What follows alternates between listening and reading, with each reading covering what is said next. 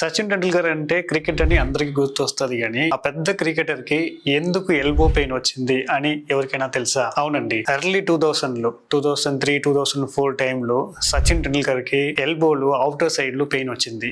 ఆ పెయిన్ ఎక్కడ దాకా అతన్ని తీసుకుని వెళ్ళింది అంటే అతను బాబుతో ప్లాస్టిక్ బ్యాట్ ని పట్టుకొని ప్లే చేయడానికి కూడా అసలు చైని యూజ్ చేయలేకపోయారు అని అతను న్యూస్ లో చెప్పారనమాట. సో ఆ పరిస్థితికి అతను వెళ్ళిపోయారనమాట. సో అతను చేసిన మిస్టేక్ ఏంటి, దాని నుంచి మనం ఏం నేర్చుకొని ఆ మిస్టేక్ ని చేయకుండా ఉంటే అలాంటి ప్రాబ్లమ్ ని వెళ్ళకుండా ఉండొచ్చు. అంత బ్యాట్స్మెన్ కానీ టెక్నిక్ లో ఒక చిన్న ప్రాబ్లం చేశారు. ఏం చేశారంటే అతను క్రికెట్ ఆడుతున్నప్పుడు బాటమ్ హ్యాండ్ ని ఎక్కువగా వాడడం అన్నది మొదలు పెట్టారనమాట.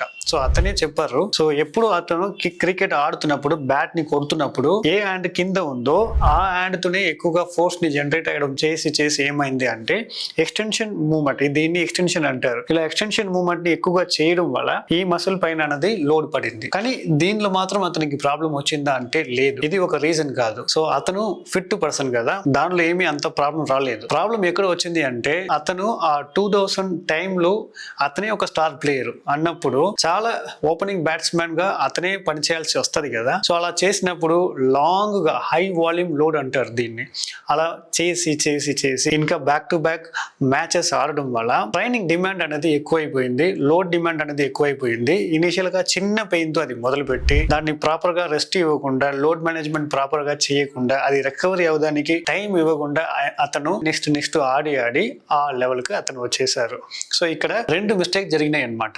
ఒకటి అయితే మనం రాంగ్ టెక్నిక్ అని చెప్పొచ్చు, బట్ స్టిల్ అది అక్సెప్టబులే. మెయిన్ రీజన్ వచ్చేసి హై రిపిటేటివ్ కుములేటివ్ లోడ్ అంతే. సో అలా చేయడం వల్లనే ఈ ప్రాబ్లం అనేది జరిగింది. సో ఇప్పుడు దీని నుంచి మీరు ఏం నేర్చుకోవాలి అంటే, మనం ఏమైనా ఒక యాక్టివిటీని బాడీకి చేస్తున్నప్పుడు దానికి యాక్టివిటీ మాత్రం ఇంపార్టెంట్ కాదు, రికవరీ కూడా ఇంపార్టెంట్. ఆ రికవరీలో మాత్రమే మీరు ఏం యాక్టివిటీ చేశారో ఆ యాక్టివిటీ అన్ని మెకనో ట్రాన్స్డక్షన్ అని మన బాడీలో ఒక స్టిమ్యులేషన్ క్రియేట్ అయ్యి అక్కడ మీకు ప్రోటీన్ కావాలా, కొలాజన్ సింథసిస్ కావాలా, ఏమి కావాలో అది అన్ని బిల్డప్ అవ్వడానికి టైం తీసుకుంటుంది.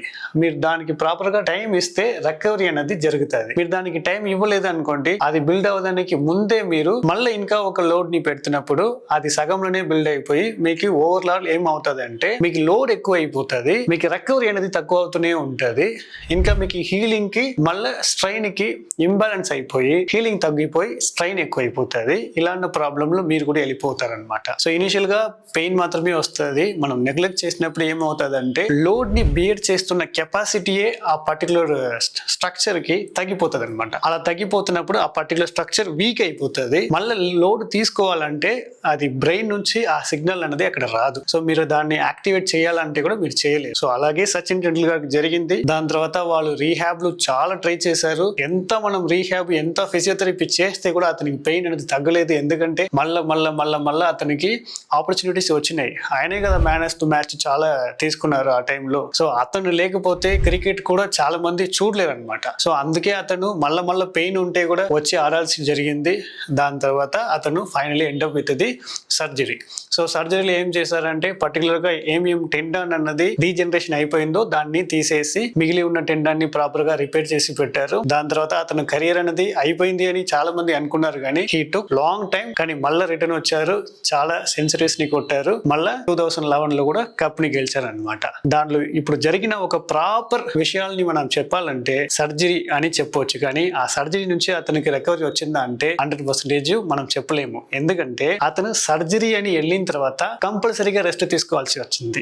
అలా కంపల్సరీగా రెస్ట్ తీసుకొని అతను గ్రాడ్యువల్ గా బిల్డ్ చేశారు కాబట్టి ఆ రికవరీ వచ్చింది. సో ఆ రికవరీ ఇంతకు ముందు కూడా వచ్చి ఉండొచ్చు వితౌట్ సర్జరీలో కూడా, కానీ అక్కడ మనం రెస్పెక్ట్ చెయ్యము. సర్జరీ లేదంటే అందరం పట్టించుకోరు కదా, మీరు ఆడండి, మీరే ఆడాలి అంటారు. అదే సర్జరీ అయింది అనుకోండి, దీని నుంచి బయట రావాలి అని వదిలేస్తారు. సో అలా వదిలేస్తారు కాబట్టి అతను ప్రాపర్ గా టైం తీసుకొని మంచిగా రికవరీ అయ్యారు. దాని తర్వాత ఆడగలిగారు. సో మీరు కూడా సర్జరీ అవాయిడ్ చేయాలి అని అనుకుంటే ప్రాపర్ గా లోడ్ మేనేజ్మెంట్ చేయండి. మీరు కూడా మంచిగా మళ్ళీ రిటర్న్ టు బ్యాక్ వస్తారనమాట. Thank you.